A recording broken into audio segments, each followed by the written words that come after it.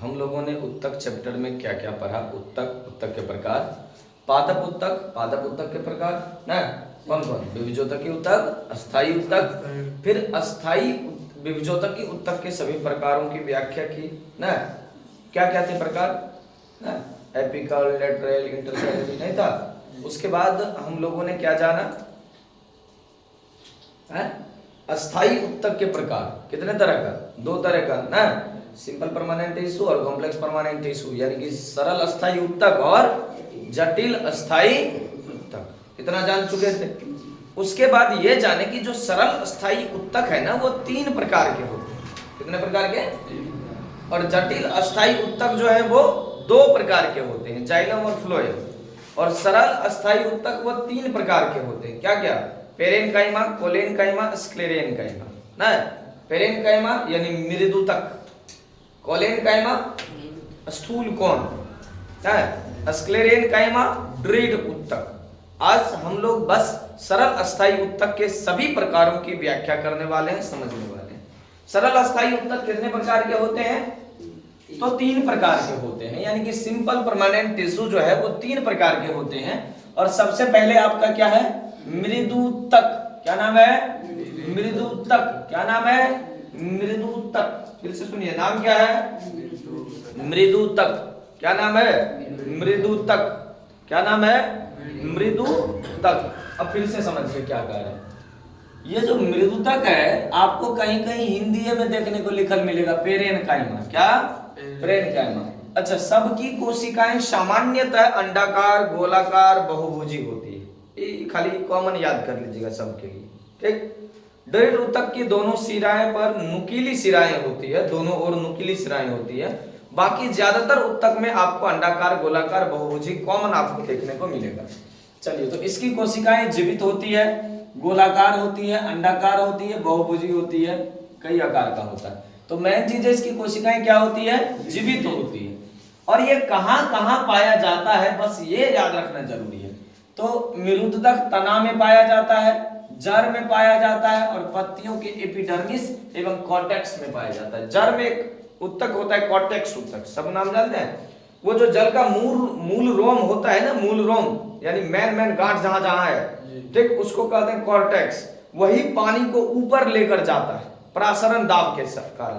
जैसे क्या होता है कि जल की कोशिकाएं है, ये मान लीजिए यहाँ एक कोशिकाएं है जल में, है ना, इस साइड। यहाँ अगर दूसरी कोशिकाएं है, तीसरी कोशिकाएं, चौथी, पांचवी, अगर इस प्रकार से कोशिकाएं है तो जब पानी खींचता है मूल रोम यहाँ, तो यहाँ का कॉर्टेक्स भर गया। तो इसके भरने के बाद ये इसको दे देता है, ये इसको दे देता है, ये इसको दे देता है, ये इसको दे देता है, यानी पानी आगे बढ़ते जाता है, खाली हो जाता है। एक नहीं कोशिका का पेट भर गया तो फिर से पानी आएगा, दूसरा को देगा, नहीं। कोशिका क्या करेगा? एक कोशिका दूसरे कोशिका को ऊपर ऊपर ऊपर देते देते देते फुलंगी तक पहुंच जाएगा, शीर्ष तक पहुंच जाएगा। तो जड़ से परासरण दाब बढ़ता जाएगा, बढ़ता जाएगा, बढ़ता जाएगा, ऊपर की ओर पानी चलता जाएगा। इसीलिए जाइलम जल का एक दिशीय परिवहन करता है, एक ऊपर की ओर जाता है। तो इसका मेन काम क्या है? क्या बताइए आपको? ये कॉर्टेक्स में पाया जाएगा और एपिडर्मिस जितना है सब जगह पाया जाएगा, छाल वगैरह सब जहां है वहां पाया जाएगा।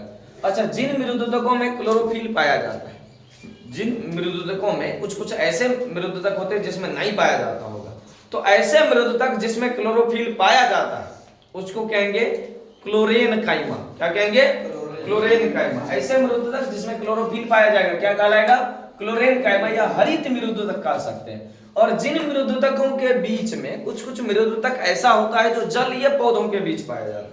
जलीय पौधों में उनकी कोशिकाओं के बीच या उनकी उत्तकों के बीच खाली स्थान होता है, जिसे नॉर्मली गुहिकाएं कहते हैं। क्या कहते हैं? गुहिकाएं। और इन गुहिकाओं वाले उत्तक को हम लोग कहते हैं वायुतक। क्या कहेंगे? वायुतक। आप कह सकते हैं एरेनकाइमा। क्या कहेंगे? एरेनकाइमा या वायुतक, एरेनकाइमा या वायुतक। तो इस प्रकार से हो गया ये 3 अलग अलग तरीके का, याद रखिएगा। जिसमें क्लोरोफिल पाया जाएगा क्लोरेनकाइमा, जिसमें जल में पाए जाने वाले पौधों के बीच तैरने वाली गुहिकाएं पाई जाती है जिसे कहते हैं एरेनकाइमा या वायुतक। अब मृदुतक के कार्य में आते हैं। ये एपिडर्मिस में जहां जहां रहता है, एपिडर्मिस में उसको संरक्षित करता है, बचाए रखता है, जमा करके रखता है या फिर सुरक्षा प्रदान करता है। ये पत्तियों में भोजन निर्माण का कार्य करती है। क्या करती है? यह पौधों में उत्सर्जी पदार्थ, जो पेड़ पौधों में उत्सर्जी पदार्थ पाया जाता है, जैसे क्या क्या? गोंद, रेजिन, टैनिन, ये पौधों का उत्सर्जी पदार्थ है। उसको क्या करती है, अरे उसको क्या करता है, पौधों के उत्सर्जी पदार्थ को जमा करके रखता है। तो हम लोग जब भी छाल उखाड़ते हैं या थोड़ा सा खरोचते हैं ऊपरी भाग, तो उनसे गोंद, रेजिन, टैनिन वगैरह सब निकलता है। जैसे जीयल का वृक्ष, सहजन का वृक्ष है, अरे सोजिना काटते हैं तो नहीं दिखता है कि लट्ठा निकलने लगा, तो वो गोंद है। क्या है, गोंद, रेजिन, टैनिन, अलग अलग। बबूल में जैसे लेटेक्स निकलता है, ठीक है, सबका अपना अपना है। ठीक, चीड़ में जैसे रेजिन वगैरह सब होता है, सब कुछ उत्सर्जी पदार्थ है जिसमें गोंद, रेजिन, टैनिन, लेटेक्स ये सब पौधों में पाया जाता है। ये सब मृदु तक जमा करके रखता है। यह गैसीय विनिमय और भोज्य पदार्थों के परिवहन में भी सहायक है। तो पेड़ पौधों के सांस लेने में या फिर प्रकाश संश्लेषण द्वारा कार्बन डाइऑक्साइड को लेने में, ठीक ना, ये सब चीज में मृदु तक कार्य करता है, भोजन को परिवहन करने में भी। अब आते हैं स्थूल कोण उत्तक। दूसरे उत्तक का क्या नाम है, स्थूल कोण उत्तक। देखो नाम में स्थूल कोण, कोलेन काइमा, क्या रे, कोलेन काइमा। तो कोलेन मतलब क्या होता है कि जब कहीं भी गांठ नजर आए पेड़ पौधों में, खास करके पत्ता के बीच, फूल के बीच, उससे पहले गांठ नजर आता है, उसके बाद उसका आधार निकलता है। तो कोलेन जहां नजर आए तुमको तो समझ लेना ये कोलेन काइमा यानी स्थूल है, ये स्थूल कोण उत्तक का उदाहरण है। तो कहां कहां पाया जाता है, तो पत्ता में, फूल में ज्यादातर पाया जाता है, गांठ टाइप का जहां से निकलता है। तो इसीलिए हम लिखेंगे इसकी कोशिकाएं लंबी होती है, जीवित होती है, अंडाकार होती है, बहुभुजी होती है। इसमें क्लोरोफिल पाया जाता है और यह उत्तक पौधे के नए भागों, जैसे क्या क्या, पर्णवृंत यानी पत्ता के पास, पुष्पवृंत यानी पुष्प जिस पर खड़ा रहेगा, पुष्पावली वृंत ना, वहां ये पाया जाएगा। कौन सा उत्तक, स्थूल कोण उत्तक। क्या जड़ में पाया जाएगा, तो जड़ में नहीं पाया जाएगा, जड़ में मृदुतक की कॉर्टेक्स उत्तक पाया जाएगा। इसकी कोशिकाएं भोजन का निर्माण खुद से कर लेती है, स्थूल कोण उत्तक। तो स्थूल कोण उत्तक खुद से भोजन का निर्माण करेगा, ये जड़ में नहीं पाया जाएगा, इसमें क्लोरोफिल पाया जाएगा। ये कहां कहां पाया जाएगा, तो पर्णवृंत और पुष्पवृंत और पुष्पावली। अब आगे आते हैं कि सबसे महत्वपूर्ण जो उत्तक पेड़ पौधों के लिए है उसका नाम है दृढ़ उत्तक। क्या नाम है, दृढ़ मतलब क्या होता है, मजबूत नहीं होता है, नाम से पता चल रहा है। नारियल का छिलका छीलो, बहुत मेहनत लगता है, नहीं लगता है, अरे नारियल के ऊपर लगा खलकोइया, लगता है ना, आखिर क्यों, क्योंकि उसका जो ऊपर का खलकोइया है ना वो दृढ़ उत्तक का बना है। किसका, दृढ़ उत्तक। अखरोट नहीं टूट रहा है, जितना ज्यादातर रेशेदार फसल है ना, रेशेदार पौधे हैं, रेशेदार वृक्ष में फल है, तो समझ लेना उसमें ऊपरा परत जो है, बीज का ऊपरी आवरण जो है वो दृढ़ उत्तक का बना है। किसका बना है, दृढ़ उत्तक का बना है। तो इसकी कोशिकाएं मृत होती है। देखो दृढ़ है, मृत है, मरा हुआ चीज बहुत ज्यादा निर्जीव होता है, वो बहुत ज्यादा मजबूत होता है। ये जैसे ना आदमी कितना मजबूत है, क्या आदमी इतना मजबूत है, आदमी का नाम मारेंगे तो भाला भोग जाएगा, इसमें भाले फेंक देगा उधर, समय लगेगा।